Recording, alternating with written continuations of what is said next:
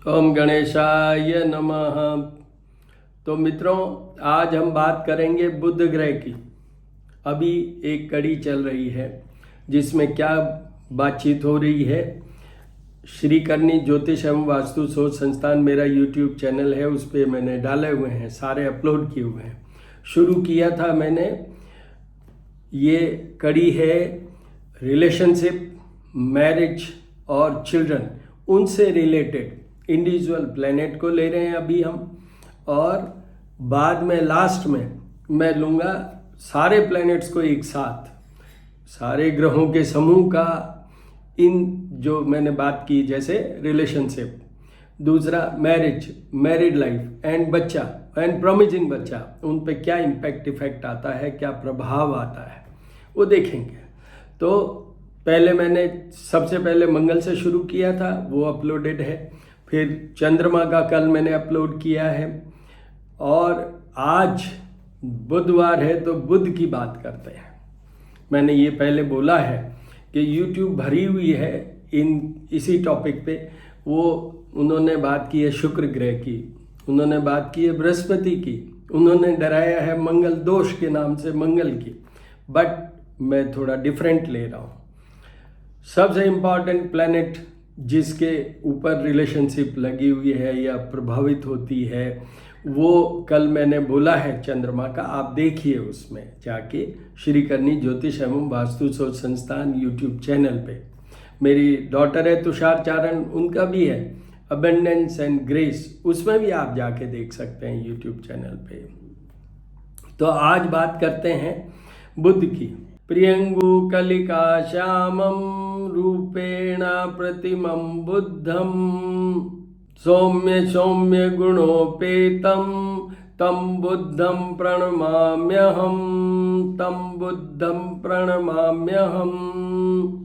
तो इस पौराणिक मंत्र जिसके कि हम जिनके भी जाप पूजाएं करवाते हैं, इसी मंत्र के साथ, ये प्रचलित पॉपुलर मंत्र है। वैदिक मंत्र भी होते हैं, बीज मंत्र भी होते हैं, बट मैं जिस चीज़ के ऊपर हूँ, मैंने जो एक्सपीरियंस किया है रिजल्ट के बेस पे, लॉजिक बेस पे, वो यही है, इसी पे हम करते हैं। तो अब बात करते हैं बुध ग्रह की। रिलेशनशिप के लिए, शादी के लिए, शादी की आगे का वैवाहिक जीवन के लिए और बच्चे के लिए। बुध ग्रह के बारे में पहले बात कर लेते हैं। हालांकि श्री करनी ज्योतिष एवं वास्तु शोध संस्थान जो यूट्यूब चैनल है, उस पर बुध ग्रह के बहुत सारे वीडियोस हैं।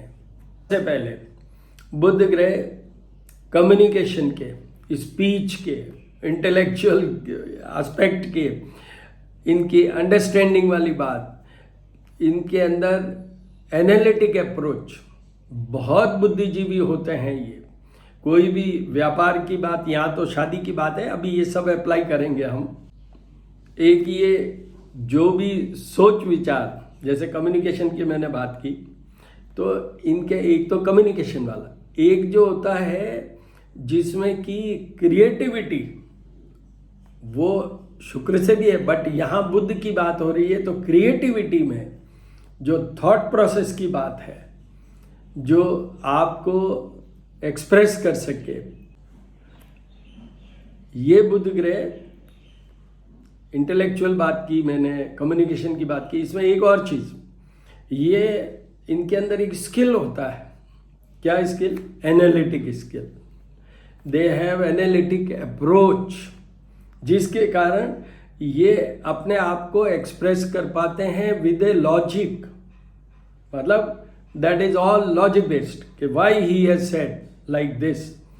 तो ये शादी में है और रिलेशनशिप में ये भी काउंट होगा। तो इस तरीके से बुध ग्रह है एक एस्पेक्ट।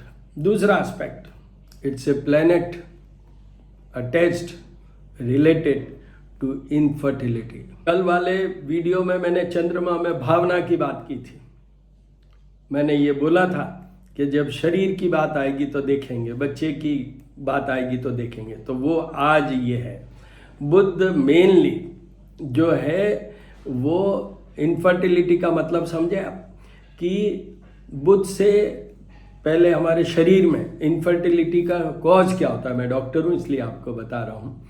हार्मोनल इम्बैलेंस, किसी भी पार्टनर में हो सकता है, मेल पार्टनर में स्पर्मेटोजोआ की ऊपर भी हो सकता है, नॉन परफॉर्मिंग मेल पार्टनर हो सकता है। बुध का तो इतना भी प्रभाव आ जाता है कभी कभी कि लड़का लड़की एक जगह आके ये बोल सकते हैं कि उनको शादी नहीं करनी, because that thinking thought process is based on what, the placement of mercury, the strength of mercury. उनकी हॉरोस्कोप में क्या पोजीशन है उस बुध ग्रह की। तो ये ऐसा क्यों होता है? अभी मैंने एक वर्ड का हॉर्मोन्स की बात, उनकी अंदर एक थॉट प्रोसेस होता है कि ये कोई मतलब नहीं रखता है, बिकॉज दे जस्ट फील कि कहीं कहीं उनमें इस एरिया में कमी है। They have no liking, they don't desire to have partner and desire to have bedroom pleasures. ये सब चीज़ों में बुध का ही प्रभाव आता है। बुध स्किन पे भी करता है, तो उन लोगों के अंदर ऐसा भी डेवलप हो जाता है कि जैसे कोई स्किन पे कुछ पिंपल्स हो गए, बहुत कॉमन बात है। अदरवाइज बहुत सी चीज़ें होती है, एक्जिमा भी हो सकता है, ल्यूकोडर्मा भी हो सकता है, ये सब चीज़ें। तो उसके कारण भी वो ऐसा हो सकता है कि सोचें कि शादी करनी ही नहीं है, या उनकी शादी इतनी डिले हो जाती है, इतनी डिले हो जाती है on account of not having desire, on account of this जो भी सुकुमार है ना, ये बुध ग्रह जो है सुकुमार है। तो बुध ग्रह के सुकुमारिता नहीं होने से मतलब वो पहले से ही डिसफिगर्ड या बुजुर्ग टाइप लगने लग जाते हैं, रिंकल्स आ जाएंगे, ये वो जितनी भी चीज़ें हैं बुध खराब होने से। उसके कारण फील ऑफ इम्पोर्टेंसी, क्योंकि this is a planet of impotency, उसके कारण उनका जो भी जिससे भी बात करते हैं, अगर बुध खराब है तो उनका कम्युनिकेशन स्किल ही बहुत कमज़ोर होगा। उनका जो एनालिटिक अप्रोच होगा उसमें वो यही तोलते रहेंगे कि लड़का ठीक है कि नहीं मेरे लिए, लड़की सोचेगी यही और लड़का सोचेगा ये लड़की मेरे लिए ठीक है कि नहीं, और अल्टीमेटली वो कन्फ्यूजन वाली स्टेज पे जाके। और ये एक बात और बता देता हूँ, this is a secondary planet for mind also. जो मेंटल क्लैरिटी की बात की थी कल मैंने चंद्रमा वाले में, स्टेबिलिटी की बात की थी, यहाँ पर बुध कहाँ ले जाता है? डायरेक्टली बुध अगर एफ्लिक्टेड है तो उस आदमी उस औरत के जीवन में कहीं न कहीं एक वर्ड ज़रूर आता है, और वो है डिप्रेशन या डिप्रेसिव या मानसिक अवसाद। डरने वाली बात नहीं है, मैंने कल वाले वीडियो में भी बोला है कि एक ग्रह से ये सब चीज़ें नहीं एसेस की जा सकती। We have to see all together every corner of that horoscope, every planet is to required to be assessed before we interpret, before we forecast, before we predict something about that particular individual. तो बुध के लिए इतनी सारी बातें हैं।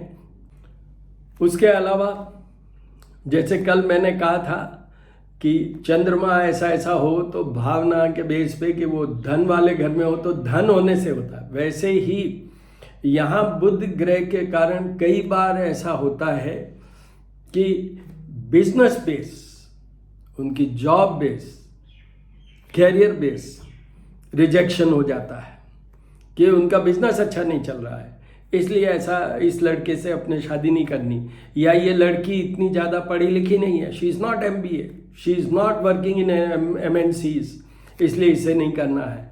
ये भी एक रीजन हो सकता है बुध ग्रह के कारण। एडेप्टेबिलिटी जो वर्ड होता है ना, एडेप्टेबिलिटी, जो जितना ज़्यादा बुद्धिजीवी होता है उसकी एडेप्टेबिलिटी वाला सेंस थोड़ा कम होता है बुध से थोड़ा सा, क्योंकि वो इमेच्योर, सुकुमार मैंने कहा ना, इमेच्योर थॉट प्रोसेस आता है, तो कई बार ऐसा इमेच्योर डिसीजन भी लाता है वो लाइफ में।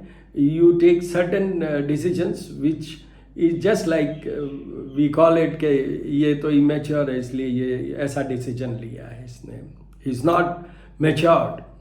तो वो बुध ग्रह जीवन भर इमेच्योर तो रखता ही है, बट उसमें एक ही चीज़ है, अगर बुध बहुत अच्छा होगा तो उसके अंदर सोच में, एनालिटिक अप्रोच में, कम्युनिकेशन में इतने ज़्यादा पॉइंट्स आएंगे कि वो प्रभावशाली भी होगा, वो बहुत अच्छा अपनी लाइफ में एज ए पार्टनर कर भी पाएगा, खुश भी रख पाएगा दूसरे पार्टनर को।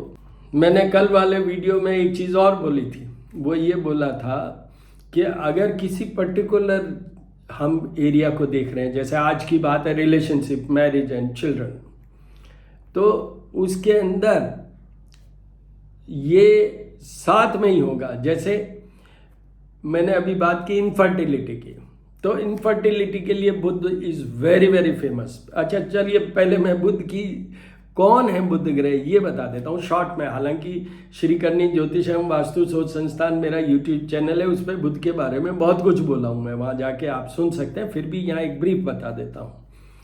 चंद्रमा बहुत सुंदर, बहुत भोग विलास वाले और लस्ट वाले, डिजायर वाले ऐसे हुए। उनको जो बृहस्पति ग्रह, हमारे जो जुपिटर बृहस्पति ग्रह जो है, बृहस्पति भगवान, उनकी वाइफ से प्रेम हो गया और वाइफ उनके साथ चली गई, कंसीव हुई, उससे ये बच्चा पैदा हुआ बुध। अब देखिए वहाँ जब कंसीव होके वो लौट गई वापस सबके मनाने पे, तो उस समय बात चली कि बृहस्पति जी ने कहा ये बच्चा मेरा, चंद्रमा ने कहा ये मेरा, जो उनकी वाइफ तारा उन्होंने कहा कि ये तो चंद्रमा का। तो ये सब झगड़ा चल रहा था। उस समय बच्चे ने अंदर से कहा कि मैं तो चंद्रमा का हूँ। वहाँ उस बच्चे को श्रापित हुआ वो बच्चा कि न तो तुम पुरुष होगे न तुम स्त्री होगे। तो यही एक देवता है, यही एक प्लेनेट है, यही एक ग्रह है जिनकी शादी एज ए लड़की मतलब गर्ल भी हुआ है और एज ए बॉय भी हुई है। तो this planet is attached with one word, that is impotency.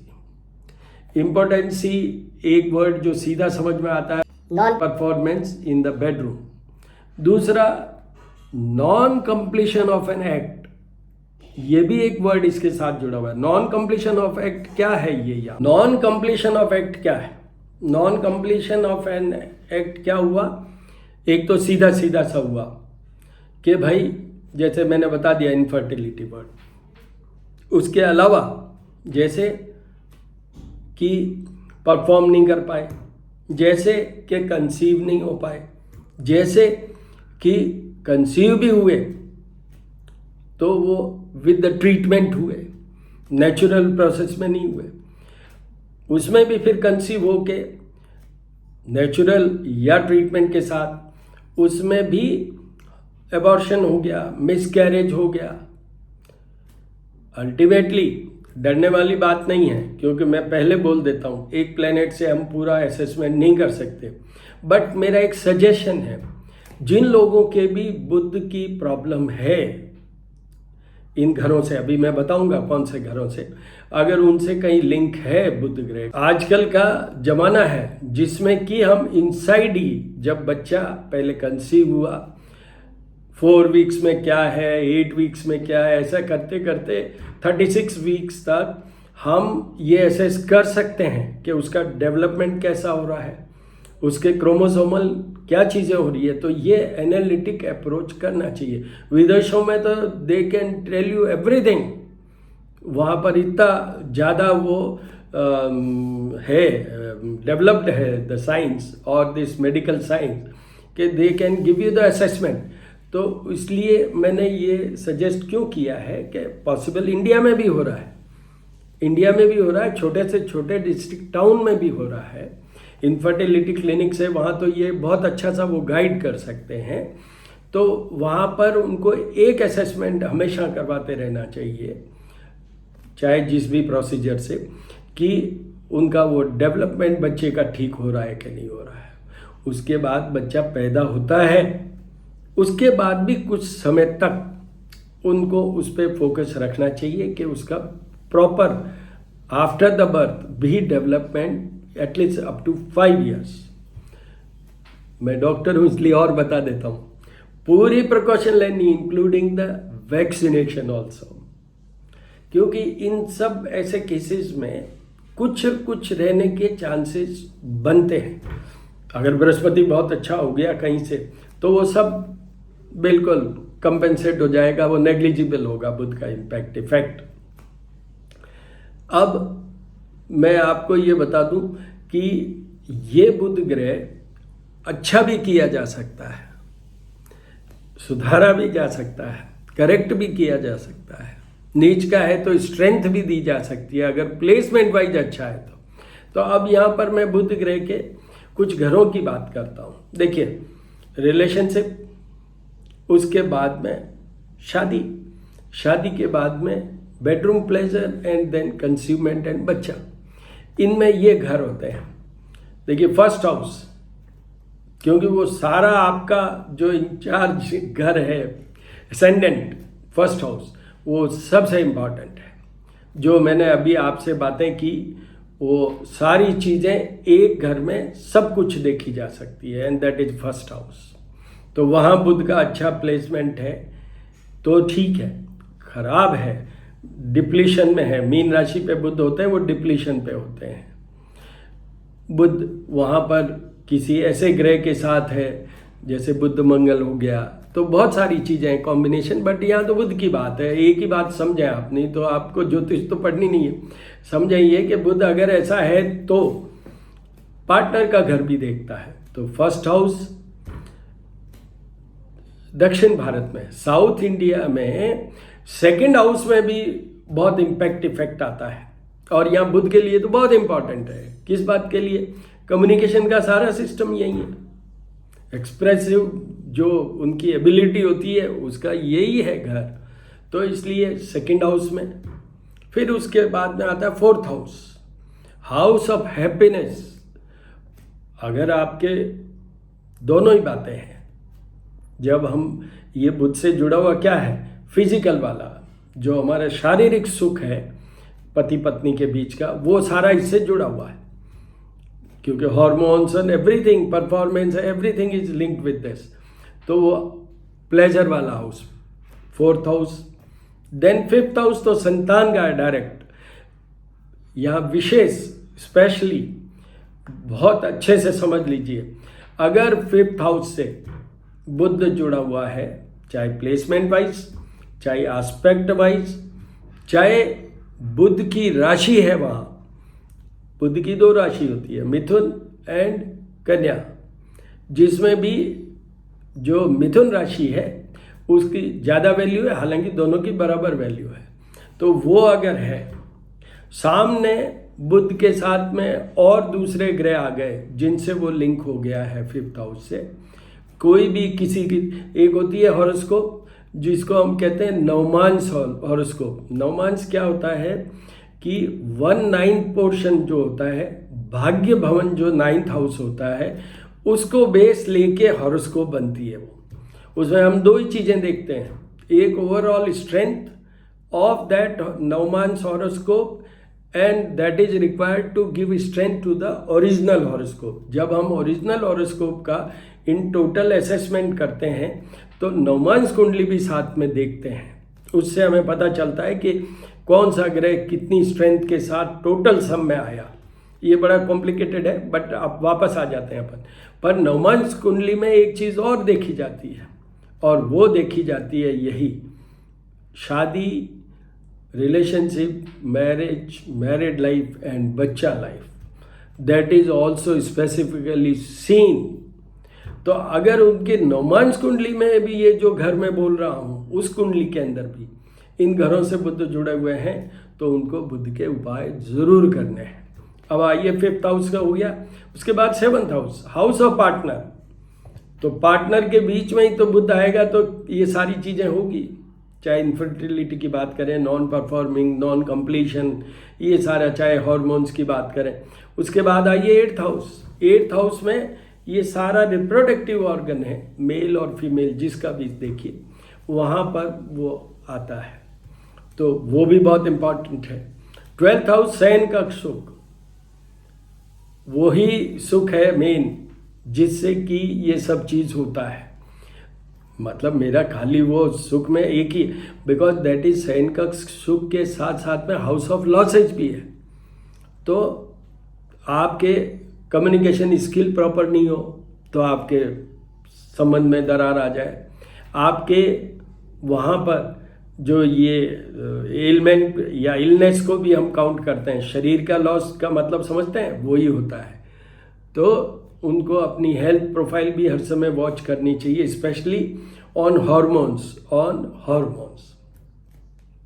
ये इतने हाउसेज हैं जिनमें कि ये जुड़ता है।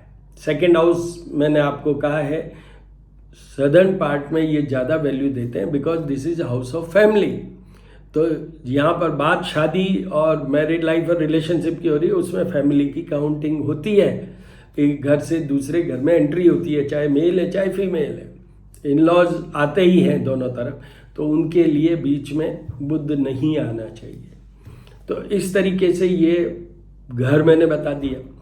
अब आइए अपन इंडिविजुअल घर में लेते हैं कि क्या है और क्या नहीं है। इंडिविजुअल घर में लें, फर्स्ट हाउस में मैंने बता दिया 7th हाउस का, सेकंड हाउस का मैंने बता दिया। सेकंड हाउस में बुध बैठ के 8th हाउस को भी देखते हैं, तो 8th हाउस में डायरेक्ट एस्पेक्ट है, बुध का सिर्फ एक ही एस्पेक्ट है, and that is 7th aspect. अपने जहाँ बैठते हैं वहाँ से 7th वाला जो घर है उसको देखते हैं, बस एक ही एस्पेक्ट है उनका।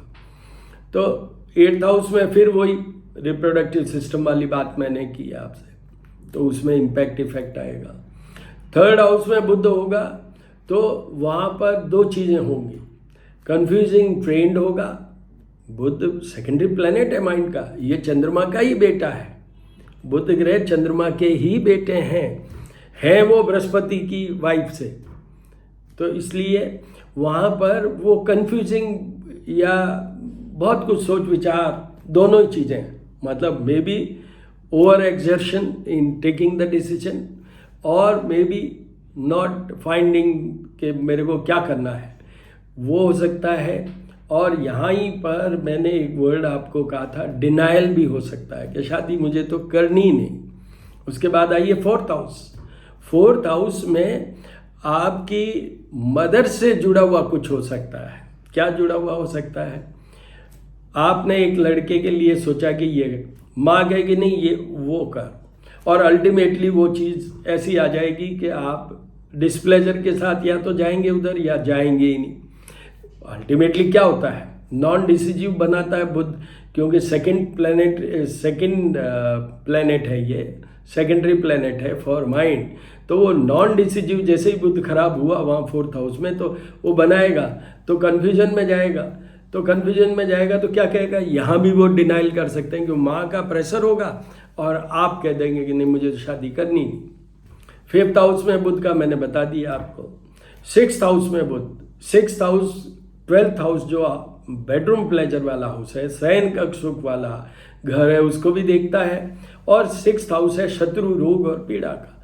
तो इसमें बहुत चांसेस हैं कि जो बुध से रिलेटेड चीज़ें हैं, जैसे हार्मोन्स की बात की मैंने, बहुत से नर्व्स के थ्रू की बात करूं मैं, नर्वस सिस्टम की बात करूं मैं, यहाँ पर डिप्रेशन की बात करूं मैं, मानसिक अवसाद की बात करूं, इस एरिया में शादी वाले में, और बाद में शादी के बाद परफॉर्मेंस वाले एरिया में ऐसा हो सकता है। फिर 7th हाउस में बुध तो मैंने बात करी थी, 8th हाउस में मैंने कर दी। अब 9th हाउस में जाइए, तो 9th हाउस के बुध में ठीक है, वो कुछ और कुछ उसके दिमाग के कारण और कुछ भाग्य के कारण उनका काम चल जाएगा। 10th हाउस में रीजन में भी अगर बुध खराब है तो वो बिजनेस में ही इतने उलझे रहेंगे कि वो इतने लेट हो जाएंगे बिजनेस में, स्टडीज़ में, एजुकेशन में, कोर्सेज में, इतने वो उसी के अंदर खो जाएंगे कि एंड में वो देखेंगे पीछे मुड़ के कि हम कहाँ आ गए, पता लगा इतनी एज निकल गई। और स्पेशली गर्ल्स की बात करूं कि इतनी एज निकल गई, अब क्या, अब शादी नहीं करनी, तो यहाँ भी डिनाइल आ सकता है। उसके बाद आइए 11th हाउस में, it's a house of profit, but 11th house में भी यहाँ पर बुध मदद नहीं कर पाएंगे, क्योंकि ये डायरेक्टली 5th हाउस को देखते हैं, संतान के घर को। तो इसलिए 11th हाउस में भी बुध होने से सारे उपाय बुध के करने चाहिए, वहाँ वो भी ध्यान रखिएगा। अगर 5th में बुध है, 11th में बुध है, तो वहाँ पर आप अपने बच्चे को जब भी कंसीवमेंट हो प्लीज़ अपना, वैसे तो करवाते ही हैं आजकल, ये तो सेट है, गायनेकोलॉजिस्ट कहता है, ऑब्स्टेट्रिशियन कहता है कि बराबर ये सोनोग्राफी और वो सारा एवरी वीक नहीं तो एवरी मंथ तो करते ही हैं, दे एसेस। बट विदेशों में और यहाँ पर भी, इंडिया में भी होने लग गया है, वो ये है कि दे एसेस थ्रू बहुत सी चीज़ें हैं, खाली ये सोनोग्राफी नहीं, by going finding other methods also, जिसके थ्रू ये निकाल लेते हैं कि इसका बच्चे की ग्रोथ कैसे चल रही है, ऐसे टेस्ट कर लेते हैं। एक और बीच में बताऊं आपको, बुध कौन है? बुध है चंद्रमा के पुत्र। तो चंद्रमा के पुत्र होने के कारण चंद्रमा की एक बीमारी होती है जिसमें सांस की बीमारी, ब्रीदिंग प्रॉब्लम्स। हम जब बच्चे थे, जब हमने मेडिकल कॉलेज में एंट्री ली, उस समय भी ट्यूबरक्लोसिस बहुत बड़ा ये था डर। तो यहाँ पर बुध में ऐसा भी अपने को ध्यान रखना चाहिए कि कहीं ट्यूबरक्लोसिस वाला भी एस्पेक्ट दिखा लेना चाहिए। वैसे डॉक्टर देखते ही हैं, वो देखेंगे आपका जो रिप्रोडक्टिव सिस्टम है, यूटरस की बात करूं, फेलोपियन ट्यूब्स की बात करूं, वहाँ पर कहीं भी ऐसा तो एलिमेंट नहीं है, वरना उसका ट्रीटमेंट पहले होगा। आपको ये बता दूं कि पहले तो कोई भी एलिमेंट है उसका ट्रीटमेंट होगा, उसके बाद में जैसे आईवीएफ में है ना, एक बेड बनाते हैं, मतलब अंदर through the injections means hormones, hormonal injections और हार्मोनल ट्रीटमेंट, उससे वो बना के देन वो बच्चे का होता है कंसीवमेंट और ऐसा कुछ। मैं तो वो हूँ नहीं, गानी और एब्स्टोरी या इनफर्टिलिटी को डील नहीं करता हूँ, और अब तो मैं only I am exclusively astrologer only. तो आगे बढ़ते हैं अपन। तो इस तरीके से ये बुध ग्रह का सारे घरों में भी मैंने बता दिया। राशि वाइज कोई बहुत ज़्यादा उससे निकलता नहीं है कि आपकी राशि मेष है तो ऐसा है। अब मेष है तो मंगल, बुध के मंगल के वो दिक्कत है, दुश्मन है। बट ये सब चीज़ें तो आपको बहुत जगह यूट्यूब में मिल जाएगा, कौन सा किसका मित्र है, दुश्मन है, सम है, वो सारी चीज़ें। बात और रह गई, देखिए, हालांकि वो एस्ट्रोलॉजर कंसर्न वाली बात है कि बुध ग्रह का मैंने आपको बता दिया। बुध ग्रह के 3 नक्षत्र होते हैं जिनके लॉर्डशिप बुध के पास होती है। Ashlesha that is number 1, Jyeshtha number 2 and 3rd is Revati. तो ये नक्षत्रों में भी अगर कोई ग्रह इन घरों में बैठे हैं या बुध की राशि पे वहाँ पर बैठे हैं, तो उनमें भी थोड़ा सा बुध के उपाय तो करने की ज़रूरत पड़ती ही है। ये आपको एक चीज़ और ऐड ऑन बताई। मैंने कल वाले वीडियो में भी कहा था कि बीच बीच में फिलर्स दूंगा, कई चीज़ हम चूक जाते हैं। मैं वो लिख के और स्टीरियोटाइप वो नहीं, ABCD ऐसा नहीं कर पाता हूँ। मैं मेरे फ्री होके फ्रीडम के साथ जो मेरे सोच बूझ में आती है या जो मेरा एक्सपीरियंस कहीं कहीं से जहाँ से आता है, तो वो उस चीज़ को मैं बताता हूँ। अब मैं थोड़े से बुध के उपाय के बारे में बात कर लेता हूँ। वैसे श्रीकर्णी ज्योतिषम वास्तु शोध संस्थान जो मेरा यूट्यूब चैनल है, वहाँ जाके देख लीजिए, बहुत कुछ बोला है मैंने। स्पेशली संकेतों से पहचानिए कि बुध में क्या है और क्या नहीं है। बुध के जब भी राशि परिवर्तन हुआ वो भी मैंने बोला है, और इंडिविजुअल प्लैनेट्स के बारे में भी मैंने इन टोटल बोला है। जैसे आज तो हम सिर्फ 3 ही चीज़ ले रहे हैं, रिलेशनशिप, मैरिज एंड चिल्ड्रन, पर उनमें मैंने इन टोटल लिए हैं, effect of mercury in all respect. तो यहाँ पर मैं ये बता दूँ, सबसे पहले बुध ग्रह के सब जो अधिष्ठाता कह दें, लॉर्ड कह दें, जो भी कहें, वो भगवान गणेश हैं। तो गणेश पूजा खूब अच्छे तरीके से कीजिए, मन लगा के, अपने आप को सेटल करके, कंसंट्रेट करके, रिजल्ट उसी पे डिपेंड करेगा। भगवान गणेश को स्नान करवाइए, जल दूध से अभिषेक भी कर सकते हैं। गणपति अथर्व शीर्ष अथर्ववेद का सबसे इम्पॉर्टेंट ये जो श्लोक समझ लीजिए, स्तोत्र समझ लीजिए, पूजा के मंत्र समझ लीजिए, वो है। और आपको YouTube पे ये सब गायकों से गाए हुए मिल जाएंगे, तो उनके थ्रू आप सुनते हुए ये कर लीजिए अभिषेक। उसके बाद उनको साफ पोंछ के और रखिए। फिर उसके बाद घी और ऑरेंज कलर का जो सिंदूर आता है, जिसका कंटेंट होता है लेड, अगर साइंस स्टूडेंट हो तो आप बता दूं, ऑरेंज कलर का जो आता है उसको और घी में मिला के, वैसे तो 3 भगवान ऐसे हैं, जैसे गणेश जी की बात करूं मैं, हनुमान जी की बात करूं, दुर्गा जी की बात करूं, तो पूरा लेप होना चाहिए। पर आप एक तिलक भी कर सकते हैं अगर आपको टाइम कम होता है। बड़ी आज के ज़माने में बहुत मैकेनिकल सिस्टम हो गया ना, तो इसलिए शायद टाइम नहीं मिले, तो एक वो कीजिए। फिर गणेश जी को दुर्वा ज़रूर चढ़नी चाहिए, और दुर्वा इज़ वेरी कॉमनली अवेलेबल। जो लॉन ग्रास, ग्रीन ग्रास, घास, जो भी आप वर्ड यूज़ करना चाहें वो चढ़ाइए। अगर बहुत ज़्यादा प्रॉब्लमेटिक पोजीशन में है बुध, तो इसका एक सिस्टम है कि जो दूब है, जो ग्रास है, इसके 2-2 पत्तियाँ या 2-2 वो लेके साथ में, और फिर चढ़ाते हैं 10x2, मतलब 20 वो जाएंगे, 2-2 के पेयर में चढ़ेगा, और लास्ट में एक चढ़ेगा। ये 21 दुर्वा चढ़ाने का जो है, ये भी आपको वहाँ YouTube में श्लोक मिल जाएंगे, तो ये कीजिए।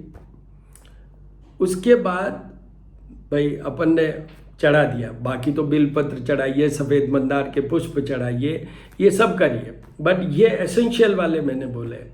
नाउ थर्ड क्या है, स्नान हो गया, उनको ये दुर्वा भी इसलिए चढ़ाई जाती है कि इसका मेरे बुध ग्रह के उसमें सुन लीजिएगा, और नहीं तो आप YouTube पे ये लिख के पूछ लीजिए कि ये बुध ग्रह को या नहीं गणेश जी को ये क्यों चढ़ता है दुर्वा। उसमें एक राक्षस हुए, उन्होंने अपना वो उन पे प्रहार किया, वो उस चीज़ को अपने उदर में ले गए, वहाँ जलन इतनी थी कि ये इसके चढ़ाने से, मतलब इसके जूस से, जो व्हीट ग्रास होता है ना, वैसे ही ये भी ग्रास का भी जो जिसको अपन कह दें आर्क कह दें, या जो भी समझें कि वो लिक्विड, उससे उनको, तो इसलिए ये दुर्वा ज़रूर चढ़ती है। इसके बाद क्या आया, भोग लगाइए, खाना खिलाइए, प्रसाद। तो प्रसाद में उनका फेमस है मोदक, पर कोई भी लड्डू भी चढ़ा सकते हैं, बट कॉमनली अवेलेबिलिटी वाइज देखते हुए गुड़ जरूर चढ़ाइए, 1 इलायची, 2 लौंग और छोटे मिश्री के ग्रेन्यूल्स वो ज़रूर चढ़ाइए। मैं आपको एक और चीज़ ये साथ में ही बोल देता हूँ, जिन किन्हीं को भी शादी नहीं हो रही है, उसमें एक टोटका और है, बहुत सिंपल सा है। शादी नहीं हो रही है, रिलेशनशिप में प्रॉब्लम आ रही है, फिर बच्चे में प्रॉब्लम आ रही है, वैसे ही प्रॉब्लम आ रही है ऑन अकाउंट ऑफ फेस या बॉडी के स्ट्रक्चर से, और उससे किसी से भी आ रही है, तो आप इलायची ज़रूर खाइए, प्रचुर मात्रा, मतलब खूब अच्छी मात्रा में इलायची आप खाइए, हरी वाली, ग्रीन।